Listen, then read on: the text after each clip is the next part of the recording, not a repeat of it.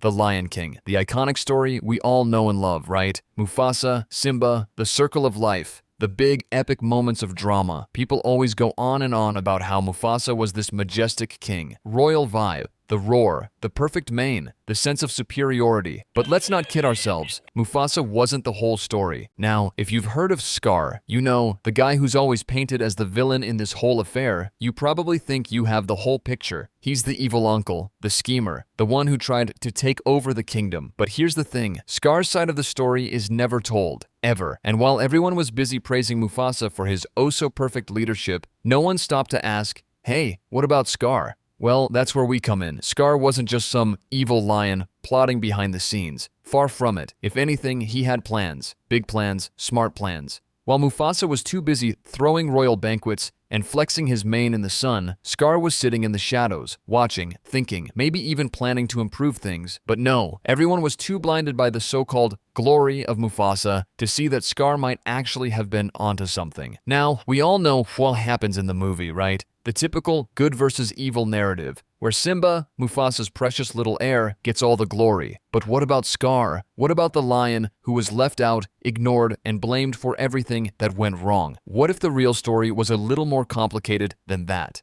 The fact is, Scar had dreams, ambitions, and maybe a little bit of a chip on his shoulder. But come on, who wouldn't? Growing up in the shadow of someone like Mufasa, the whole kingdom was in love with Mufasa. And Scar, well, he wasn't exactly the poster child for King of the Year. It's like being the underdog in a game everyone's already decided. But what if Scar had been right all along? What if his vision for the kingdom was more practical, more realistic? But no, instead of being appreciated for his sharp mind, he's constantly the villain. Classic case of misunderstood genius, if you ask me. Imagine being that guy, the one who never stood a chance. Imagine being brilliant, having everything figured out, but still losing out to the guy who could barely keep his hair in check. It's almost tragic, but also kind of hilarious.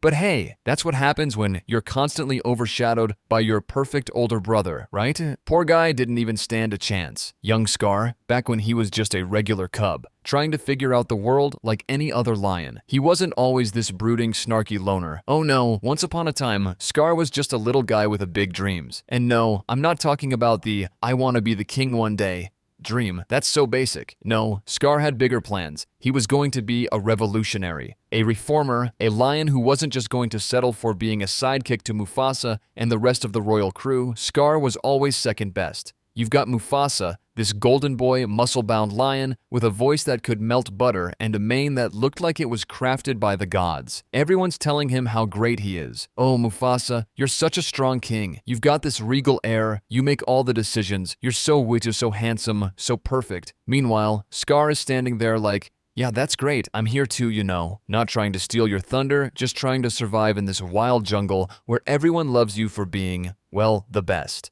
And then there's the whole being the younger sibling issue. You know what that's like, right? The second child in the family who's always like, hey, look at me, I've got something to offer too. But nope, nothing, zip, nada. Mufasa just sits there in the sun, basking in all the attention, while Scar is left out in the cold like an unappreciated intern at a corporate job. If only he could get a little bit of credit for his stellar ideas, his innovative ways of thinking, maybe the world would see him for the genius he was. But no, Mufasa gets the crown, the adoration, the big roar, and Scar gets, well, the leftovers. It wasn't all about sitting around whining about not being king. No, Scar had dreams. He wanted to change the system. He wanted a better world for all the lions out there. Mufasa may have been loved by all, but Scar, he was going to be the lion who actually understood the struggles of the everyday lion. The one who could balance a kingdom, not just throw parties for all the important lions. Scar had big ideas, man. If only Mufasa had listened, maybe they could have been partners, but that wasn't happening. Oh no. Instead, he was stuck in the role of the neglected, sardonic brother who just had to watch as everything he did was brushed off as ridiculous. Scar wasn't even all that evil at first. He didn't wake up one day and say, hey, I think I'll become a villain now. Nah, he had a vision. The guy that thought he could improve things, he just didn't have the luxury of getting a chance to prove it. Think about it. Scar was like the underdog in a corporate world where the CEO's kid is the one who gets promoted to the big office just because of their bloodline. If you've ever had that feeling of being overlooked because of who you're not rather than who you are, then you've got a taste of what Scar was going through. And you know what else? He had a pretty decent plan. Sure, it didn't involve the most, ethical methods, but hey, nobody's perfect. Mufasa may have had the good looks, the wisdom, and the title, but Scar had the brains. He knew how to play the game. Too bad he wasn't born with that perfect kingly charm, because if he had that, man, it would have been game over for Mufasa. But alas, Scar got stuck being the not good enough sibling, the one who got the leftovers, the one who had to listen to Mufasa's speeches about the circle of life, while quietly plotting how to make a real difference. Scar wasn't some power-hungry lunatic from the get-go. He was a guy with dreams, a guy who wanted more than just to sit around in his brother's shadow. He wanted to do something with his life. He just didn't get the opportunity. It's like being that one friend who has all the good ideas, but no one's listening because they're too busy staring at the guy who's better at taking selfies. Classic Scar move. And honestly, if he didn't get the short end of the stick from the start, maybe, just maybe, the entire Pride Lands could have been a whole lot different. But hey, hindsight's 20/20, right? So here's where things take a sharp left turn. The moment everything for Scar went from bad to, well, horrifically bad. And I mean, come on, if you've been paying attention up until now, you saw this one coming, right? The guy's been overlooked, ignored, constantly treated like the unimportant sibling, and then, boom, he's hit with the ultimate betrayal. Now, you might be wondering, what's the thing that finally breaks Scar? It's Mufasa. Yeah, that guy, the golden child. The one who always had it all, from the looks to the perfect family to the whole king status that he just had to flaunt every single second of his life. And what does Scar get? A lousy title of Scar, which, okay, not the greatest branding decision in the animal kingdom, but that's beside the point. So, there's this whole ceremony thing, right? Scar is just chilling in the background, like the third wheel at a wedding, when all of a sudden, out comes Mufasa, with his golden mane shining like he's auditioning for a shampoo commercial. Then there's Simba, the little furball of joy who's definitely going to be the next chosen one, or whatever. Everyone's going nuts about Simba,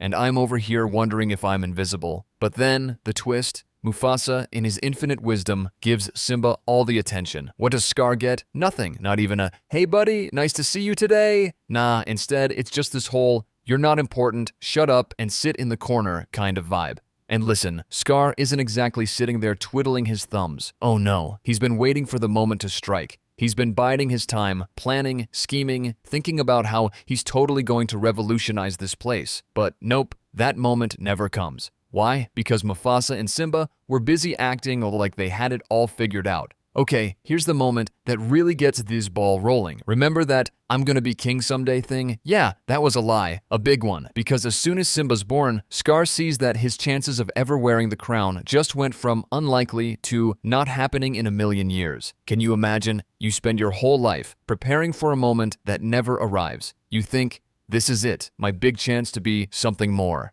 And then it turns out, nah, you're stuck playing second fiddle for the rest of your life. Mufasa, in all his great wisdom, has a brilliant idea. He doesn't see that Scar is just a tad jealous of Simba. He thinks, oh, let's let Scar have some responsibility to keep him from feeling like a total loser. So what does Mufasa do? He gives Scar the position of king's brother. Wow, how generous. I'm sure Scar was thrilled.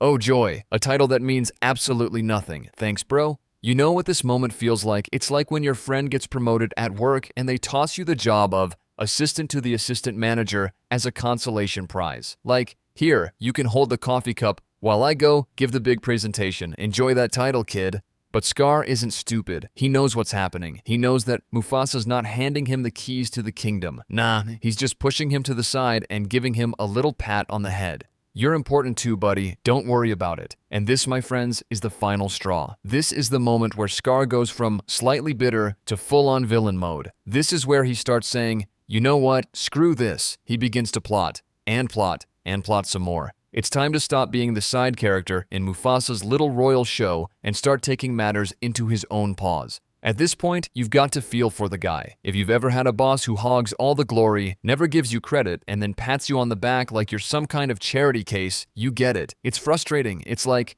what do I have to do to get noticed? Murder a zebra? What do you want from me? And, of course, this is where the real absurdity of the situation kicks in. You've got Mufasa, the perfect king, who's too busy being adored to notice that his younger brother is basically plotting his downfall. Scar is like, you think I'm not king material? Well, let's just see about that. Betrayal is the word of this hour. Scar had dreams, ambitions, and the right to sit on the throne. Yet he's stuck in the shadows, ignored and dismissed. And guess what? It's all because of Mufasa, the guy who just couldn't take a hint. He could have made Scar his partner. They could have ruled together, each bringing their own strength to the table. But no, Mufasa was too busy trying to live his best life with Simba to see the brewing storm right under his nose. You know, that part where the villain is left sitting there, wondering how it all went so wrong. And trust me, Scar has some thoughts. I mean, really, how does a guy go from being second in line to the throne to getting booted out by a kid who probably still doesn't know how to balance a budget? Scar is sitting there, stewing in his own failure, probably thinking about all the mistakes he made. I mean, it's kind of like one of those if only I had done this differently moments, but Scar is way too bitter for any sort of deep, insightful reflection. No, he's more like the guy who, after a disaster, just sits in his car and yells at the GPS because it clearly led him the wrong way. Scar didn't need to make things so complicated. All he had to do was chill, keep it cool, maybe not murder his brother, and everything would have turned out fine. But, of course, Scar was like, "Nah bro, I need a kingdom. Right now, yesterday." So instead of waiting, he decided to make one bad decision after another, all while looking super smug and saying, "I'm so clever," with every move. Spoiler, he wasn't. He was just digging his own hole, one sassy remark at a time. And now, look at him. Out of a job, out of a kingdom, out of luck. But here's where it gets extra funny. Scar is sitting there, probably staring at the horizon and thinking, you know, I really should have seen this coming. But of course he didn't, because the guy was so wrapped up in his own drama that he forgot the most basic rule of life. You can't outwit everyone, especially when your game plan is built on lies and a whole lot of ego. I mean, come on, Scar, did you really think you were gonna keep pulling the wool over everyone's eyes forever? It's like trying to convince your friends that you didn't eat all the snacks when there's a mountain of empty chip bags and a trail of crumbs leading right to you. And let's talk about the hyenas for a second. Scar really thought he could just use them as pawns in his master plan. Yeah, sure, I'll just get them to do my dirty work, and then when the time comes, I'll betray them like it's no big deal. How did that work out for him, huh? Not so well, if you ask me. The hyenas, they turned on him faster than an influencer trying to sell their latest miracle skincare product. One minute they're in his corner, and the next, they're snatching the rug out from under him. I mean, how many times do we have to say it? If you can't even trust a pack of hungry hyenas to stick with you, your plans are probably a little too flawed. Simba, yes, Simba, is now king. The same Simba who was running away from his problems like a teenager who just got grounded for sneaking out. In the end, even the most well-laid plans can fall apart when you're more concerned with being right than doing the right thing. Now, before you go, if you enjoyed watching Scar's story fall apart, don't forget to like, subscribe, and drop a comment. What was your favorite Scar fail? Was it the betrayal, the hyenas, or the fact that Simba, the guy who never seemed to know what he was doing, ended up on top? Let me know what you think. Thanks for sticking around, folks. Catch you in the next one.